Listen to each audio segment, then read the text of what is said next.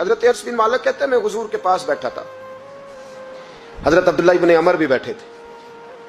کوئی بات ہو رہی تھی، ایک حجرے میں بیٹھے تھے، دروازے پہ دستک ہوئی، مسند امام احمد میں حدیث ہے، نبی پاک علیہ السلام نے فرمایا انس دروازہ کھولو، دروازے پہ وہ بندہ ہے جس کو اللہ بغیر حساب کتاب جنت عطا فرمائے گا، وہ بندہ ہے دروازے پہ۔ حضرت انس بن مالک کہتے ہیں میں نے دروازہ کھولا تو بندہ دیکھا، غریب سا ایک انصاری صحابی، اور بندہ بڑا سادہ، وضو تازہ کر کے آیا تو پانی کے قطرے داڑھی سے بہہ رہے ہیں، اور چمڑے کے جوتے اس نے لپیٹ کے نا تو بغل میں چھپائے ہوئے، آ کے اتحیات کی حالت میں بیٹھا، حضور سے دو چار باتیں کی، چلا گیا۔ ہم اس کا رنگ دیکھتے رہے اور مصطفیٰ کا کرم دیکھتے رہے۔ اس کو حضور نے جنتی کہا ہے۔ کہتے ہیں اگلے دن اسی ٹائم اسی وقت ہم حضور کے پاس بیٹھے تھے، پھر دروازے پہ دستک ہوئی،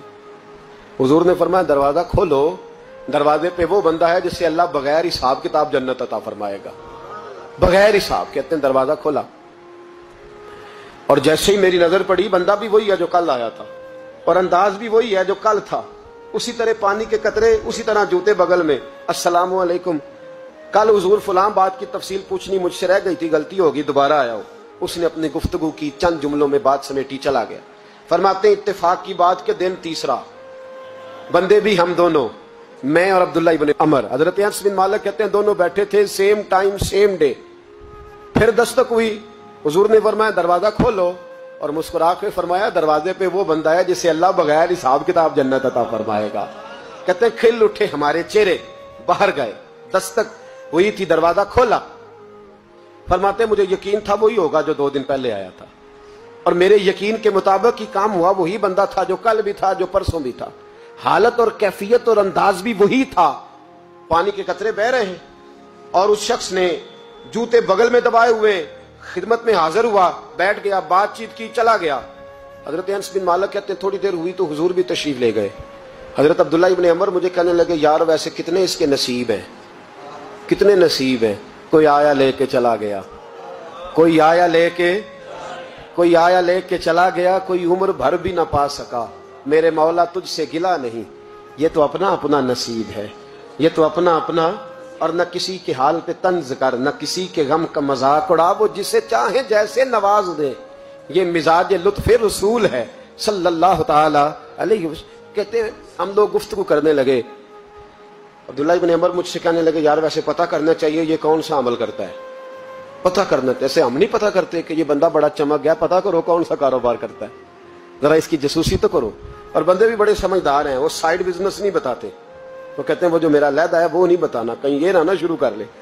حالانکہ انسان کے پاس جو خوبی، جو اللہ نے اسے دولت دینی ہوتی ہے، وہ اپنا اپنا نصیب ہوتا ہے، وہ گھر میں بیٹھے بھی اللہ عطا کر دیتا ہے۔ وہ کہتے ہیں کہ پتہ کرو کیا عمل کرتا ہے، تو حضرت عبداللہ ابن عمر کہتے ہیں میں اس کے پیچھے ہو گیا، اس سے سلام لی، تو میں نے کہا مجھے 2-3 دن کے لیے مہمان بنا لو گے، مان نہ مان میں تیرا مہمان، 2-3 دن کے لیے مہمان بنا لو گے؟ تو کہتے ہیں مجھ سے کہنے لگا کوئی گھر میں جھگڑا ہو گیا، کیونکہ پڑوس میں تو تمہارا، قریب ہی تو تمہارا گھر ہے، میرے مہمان بننے کو کچھ جھگڑا ہے؟ تو میں نے کہا چلو ایسے ہی سمجھ لو، پر مجھے مہمان بنا لو۔ کہتے ہیں میں 3 دن اور 3 راتیں اس شخص کے ساتھ رہا، وہ کتنا صدقہ کرتا ہے میں نوٹ کرتا رہا، نماز کتنی پڑھتا ہے، اس کا کیا، میں چاہتا تھا کہ وہ عمل مجھے ملے جس کی برکت سے مصطفیٰ نے اسے 3 مرتبہ جنتی فرمایا ہے، تاکہ وہ کیفیات مجھے بھی ملیں۔ حضرت عبداللہ ابن عمر کہتے ہیں کہ میں نے کوئی خاص چیز نہیں دیکھی،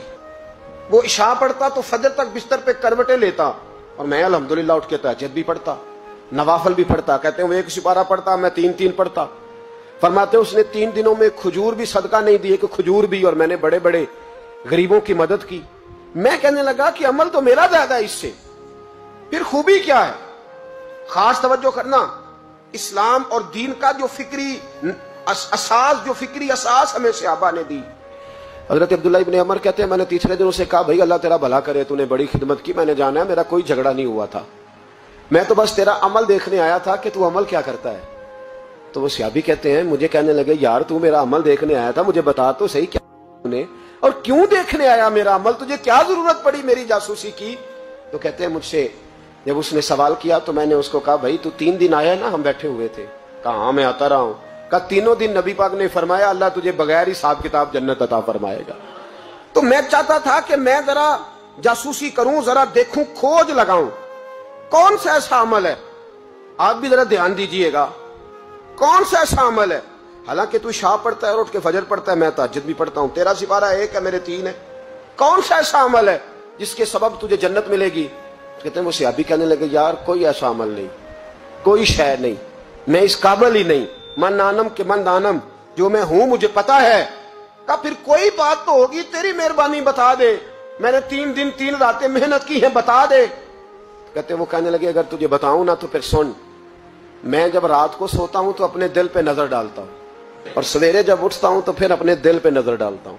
मोबाइल पे नहीं, कुंजी पे नहीं, ये चाबियां किधर है, बटुए पे नहीं, मैं रात को सोते हुए भी अपने दिल पे नजर डालता हूं, सवेरे उठते हुए भी मैं सबसे पहले अपने दिल पे नजर डालता हूं। फरमाते हैं अल्हम्दुलिल्लाह, मेरे दिल में किसी का हसद नहीं है, किसी के बारे में कोई कीना नहीं है, कोई किसी के बारे में मैल नहीं, मैं अल्लाह के हर बंदे के बारे में सोच, नजरिया, फिक्र अच्छी रखता हूं। और फरमाया मैं तेरे बारे में भी अब्दुल्ला यही सोचता हूं कि तू मुझसे ज्यादा नेक है। अल्हम्दुलिल्लाह इस वक्त भी मेरा ज़हन ये है कि अनस बिन मालिक मुझसे ज्यादा परहेजगार है, इस वक्त भी मेरी सोच ये है कि महबूब के सब सहाबा में सबसे कमजोर मैं ही हूं। नबी अब्दुल्ला इब्न अमर कहते हैं मैंने उसका हाथ चूमा, मैंने कहा समझ आ गई है, तेरा नजरिया, तेरी सोच पक्की और सच्ची मुसलमान है, तू दिल और रूह का मुसलमान है, तू नजर और रूह का मुसलमान है। ये सबब है कि अल्लाह के रसूल ने जमीन पर चलते हुए भी तुझे 3 दफा जन्नत की बिशारत अता फरमा दी।